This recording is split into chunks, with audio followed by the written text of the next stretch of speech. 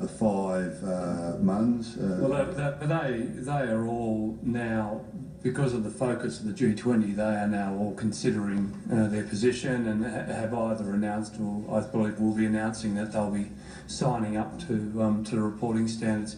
The issue about secrecy is a really difficult question because it is not a binary matter, secrecy or not secrecy. There are a number of countries who are very open with us, but they simply make sure they hold no information. Yes. And so you can be... I'm surprised that the British Virgin Islands is not on that list because it is one that is regularly cited as being... Good example. I think we've had 22 exchanges with them. We've raised $10 million in tax from our exchanges with the BVI. But generally you go to the BVI, they're very helpful and they say we haven't got anything.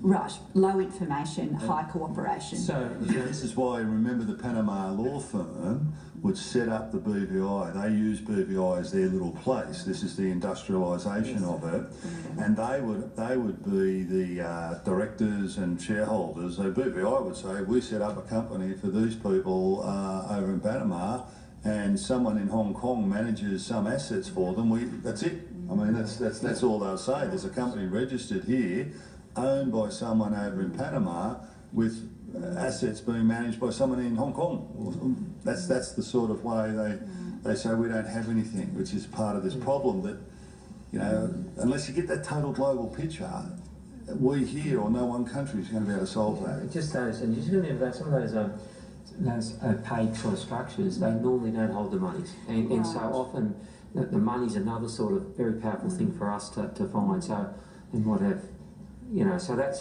not really, if we can exchange and actually get to, and as I said, sometimes the AUSTRAC will show where the money goes, and then you have opaque structures.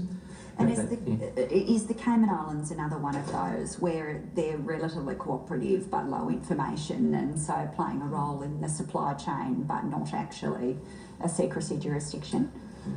Off the top of my head, I can't really. The Cayman Islands is more of a US route. You know, when you look at tax havens, they're allied to different groups of people in the world, and they use different. So, you know, Indians tend to use Mauritius, Americans tend to use Cayman Islands, Asians tend to use Hong Kong, but don't forget, you know, tax havens are not only islands. You can have, for example, you know,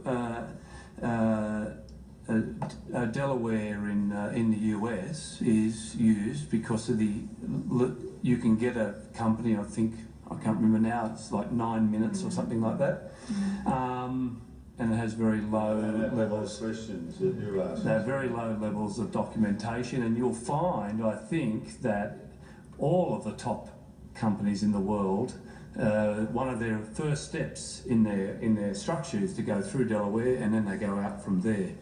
So that's why I say, you know, just picking a country out and pounding on them is not going to solve the problem. We have to get a global consensus, because not only do very small countries have to change their behaviour, but some very large countries have to as well.